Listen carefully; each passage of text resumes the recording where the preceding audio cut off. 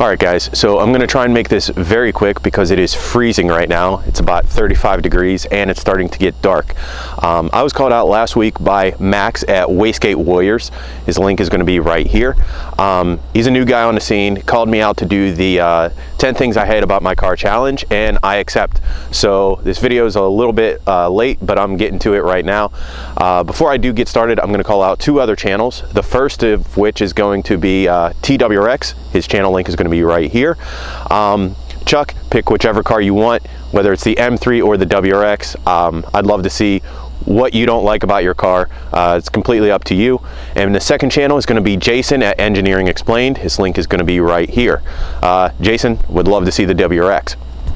So with that being said, I'm going to get started here and run through this because it is freezing. Okay, so the first thing I hate about my car is this windshield. Now to you, it may look like a normal windshield, but as a matter of fact, it is aftermarket. Now, aftermarket glass absolutely sucks for a couple reasons.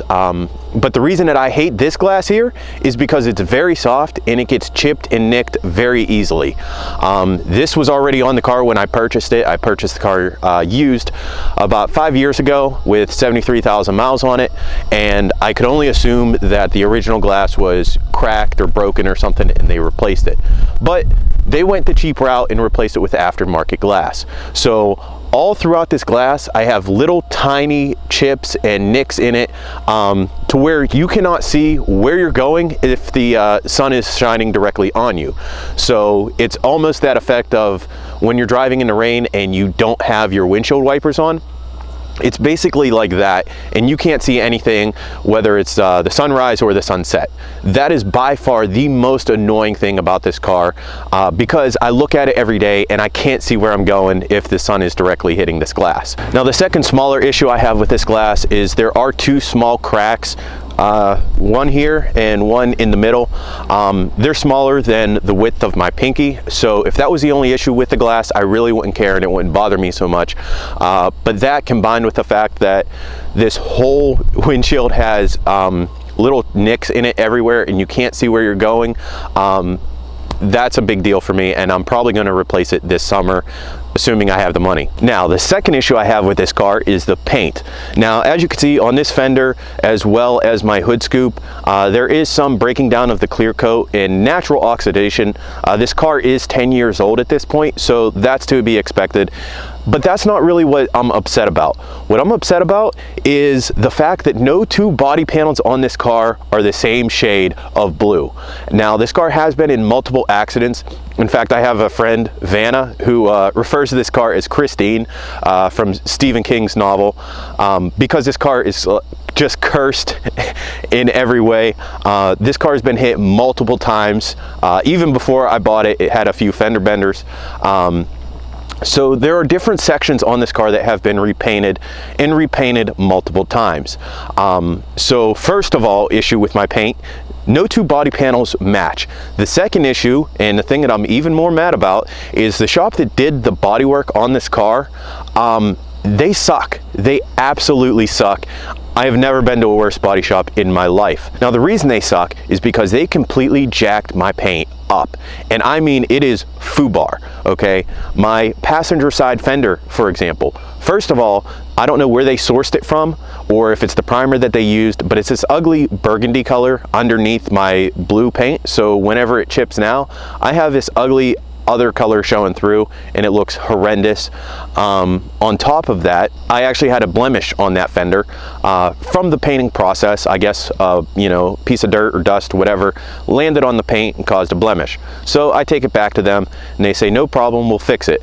So they take it around back, they hit it with a buffer, which actually installed these horrible swirl marks in the clear coat.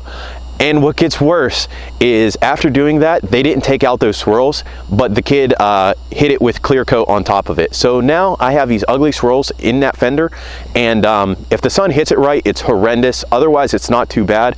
But there's absolutely nothing I can do about it because it's actually under a layer of clear coat at this point. Also, the shop resprayed my trunk, which was a separate accident, and there's all bubbles on the top of my trunk. I don't know if they sprayed it too heavy or the paint wasn't mixed right, I don't know, but it looks awful. And lastly, as far as I could think, I mean, there's a whole bunch of stuff going on with this paint, but the last thing that I could think of right now is my rear bumper. On the driver's side, there is a bare patch where they didn't spray the blue thick enough. So if you look at it from a distance, or if the car is dirty, it looks fine and it looks blue, but there's actually an area where it's clear enough, it's almost translucent to where you can see through the blue and see the gray primer underneath. So that really sucks. Now, your next question is going to be, why did I continue to go with this company, with this shop? Simply put, they were the preferred shop by my insurance company, who was State Farm at the time.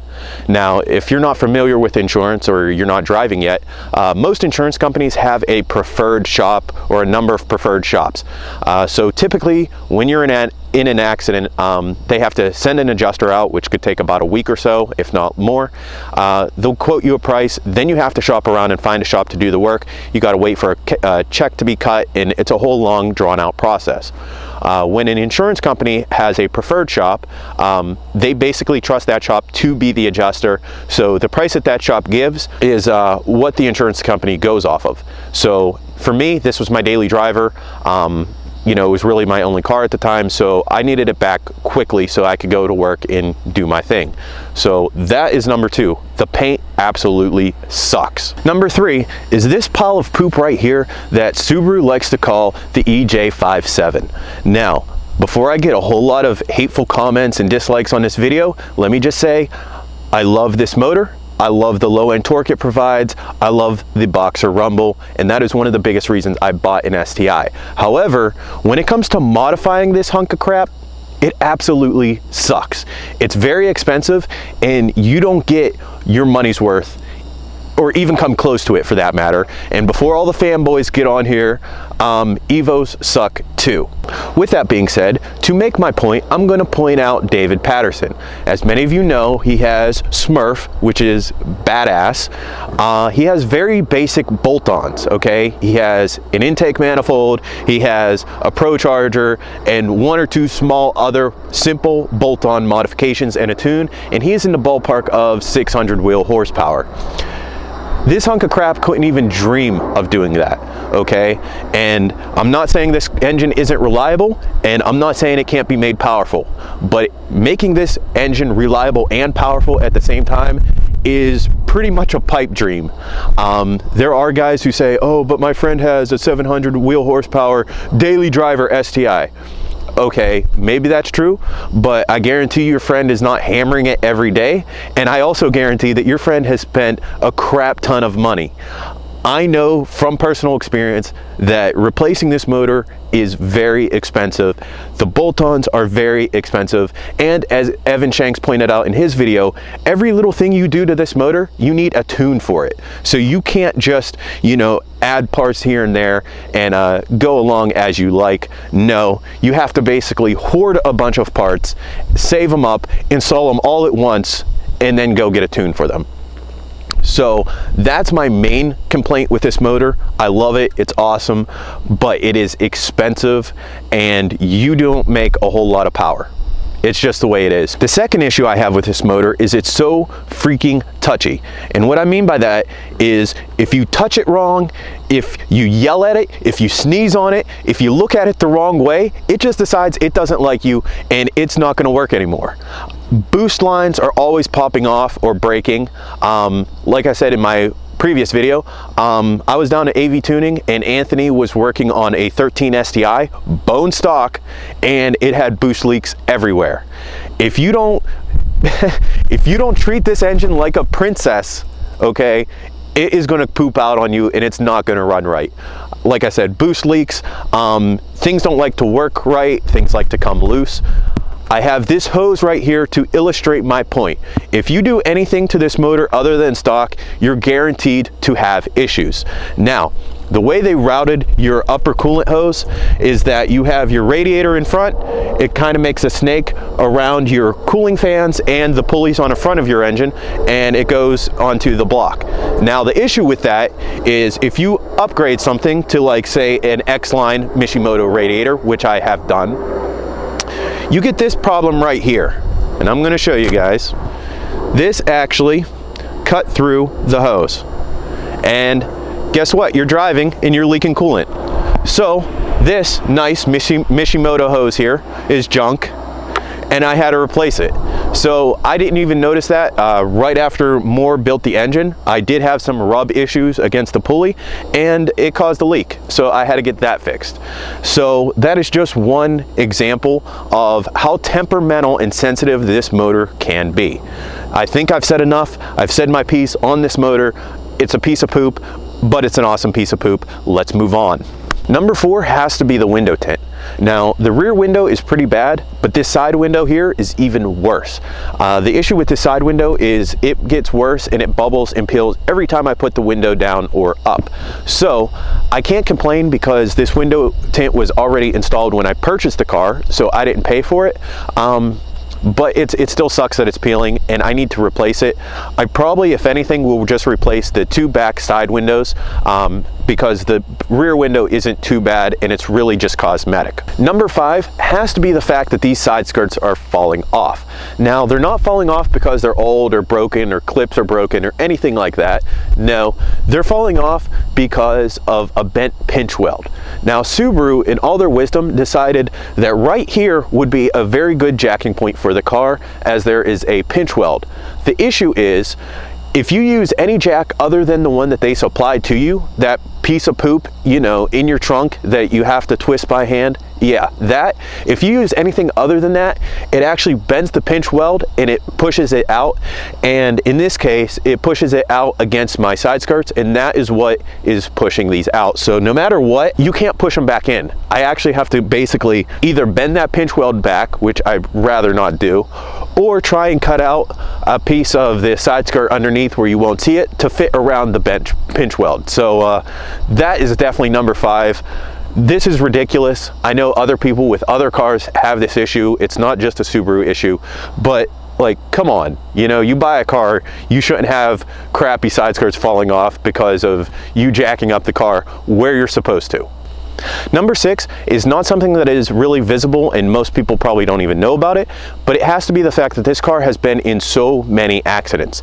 My friend Vanna refers to this car as Christine because it never will die. It's been in so many accidents and it's still running. As far as I know, as far as I could count, like I said, I purchased the car used, so it's possible that there were accidents previous. I know of 1 or 2 accidents previous at least. This car right here has been hit 6 times. Yeah, 6 for number 6, okay? The front bumper has been replaced 5 times, either from hitting debris on the road or accidents.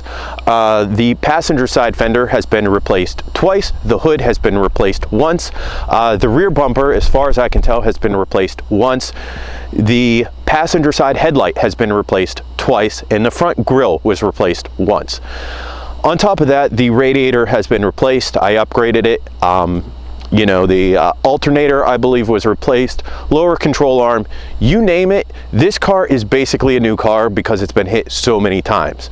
So that being said, my resale value is absolutely in the toilet, which I really don't care. I don't mind. I just want to pay it off and keep it anyhow, especially since I just put a new engine in it. I still wouldn't get my money back.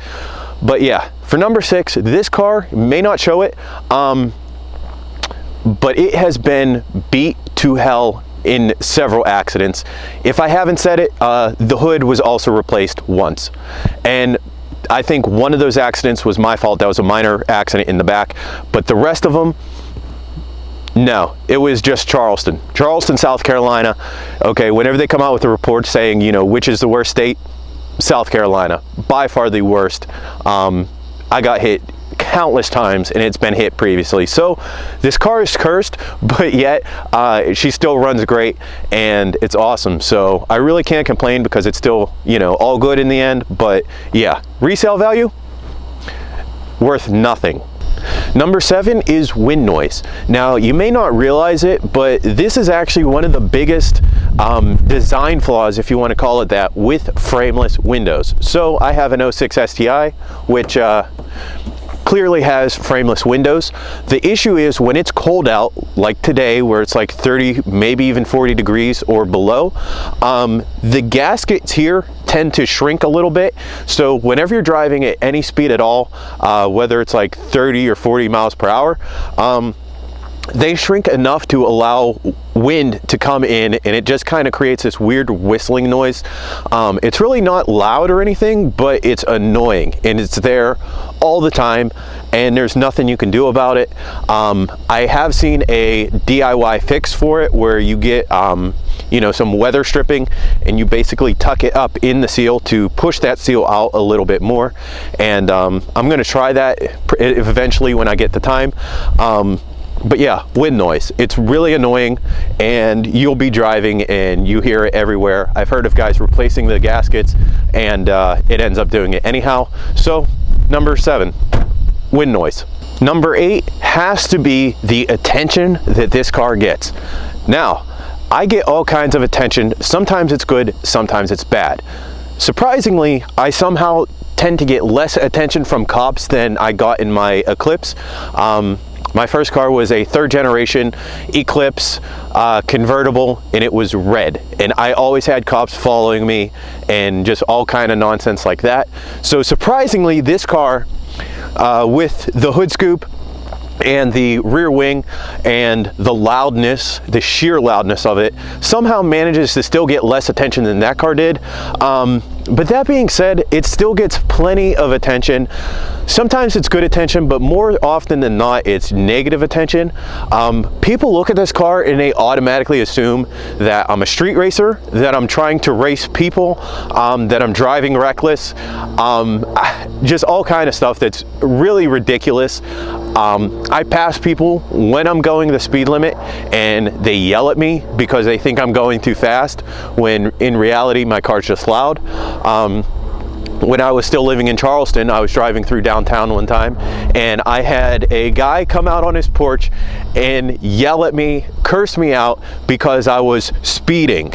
Mind you, the speed limit was 25 miles an hour, and I was going about 15 because there were speed bumps everywhere. So I wasn't even speeding, wasn't even going fast or anything like that, but he was still super pissed off and was yelling at me and cursing me out because my car is loud. So that has to be number 8, just attention, good or bad, attention. Number 9 is bumper gap. Now, I know this is an issue on a lot of cars, but on the 06, 07 Hawkeyes, this is especially an issue.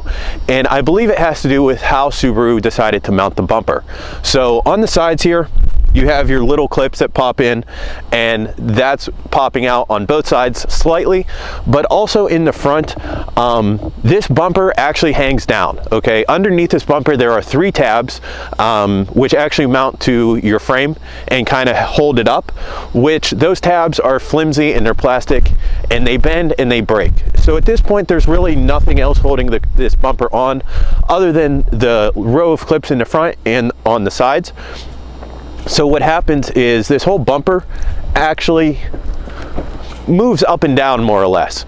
So it may not be very apparent in the front, but it's definitely annoying. And other than that, the clips on the sides popping out and sticking out definitely sucks. In fact, don't crucify me here, but I ran some like deck screws in from the side to hold the side fenders in because they just pop out. They're held in by little flimsy plastic clips, which either fall out and they break or whatever, they're gone. So that is the only part on my car that I fixed with a non-automotive part. I'm really not into hack jobs, but it's all I could do to stop these tabs from popping out on the side. Number 10 has to be the interior. Now, I'm filming this when it's semi-dark to make a point, so excuse the poor lighting, but first of all, it has to be these door panels, simply because they don't have a bottle holder or even a decent sized pocket. All this really good is for maps. I have a small notebook here. you really couldn't fit anything in there other than a couple CDs or a couple cassette tapes if you still roll like that, but it's pretty much useless. Now the second issue I have with this interior, and the reason I am filming in low light, is to show you that none of my controls match. So in 2002 or so, Subaru went from their traditional green interiors like this, where your illumination is all green, to the current generation, which is orange. So at least in the STI, they made all your gauges up front and your instruments orange, but they left everything else green. This, of course, is an aftermarket head unit, and I matched it orange to my gauges, but my HVAC controls are green. My cigarette lighter here, the little light here around that, is green. Whenever you open your door, your little key ring is green. All the controls on my side doors for the windows and locks and all that is green. So nothing matches, and it looks really, really stupid. So there are some DIY fixes for that, which I might get into, I'm not sure. It really doesn't bother me a whole lot, which is why it's number 9 on my list. But it's still kind of stupid. Like, come on, Subaru, how hard is it to put orange lights to match, you know, the gauges? Other than that, that's really my only gripe with this interior. It's pretty much to be expected of a, I don't know, entry-level sports car, if you want to call it that. I understand the STI is meant to be cheap and kind of economic. So my roof rattles really bad if it rains or you bump it or anything like that. It sounds like you're driving around in a tin can. That gets annoying. Other things in this car really aren't that great of quality, but overall for 2006, I think Subaru did a very good job. My dash here is actually nice and soft. In 2006, it was kind of trendy to have cheap, rattly plastics, which has been shown on a lot of Mustangs and other cars. And even Evo interior is kind of plain and boring. So I love the interior. I really can't say anything about it, but that annoys me. First of all, that I don't have water bottles on the door, which is fine. It's kind of, you know, wasn't a thing yet. And that's the only other issue I have with the interior, is that none of these lights match. Like, it just looks really, really stupid. So those are 10 things that I cannot stand about this hunk of poop right here. Some are more annoying than others, but those are my 10. I want to thank Max at WasteGate Warriors, his link is here, for calling me out on this challenge. And like I said, I call out T-WRX Chuck and Engineering Explained. So thanks for watching. Subscribe if you want to see more videos, and I'll catch you guys later. You've gotta know that this ain't living, but we could run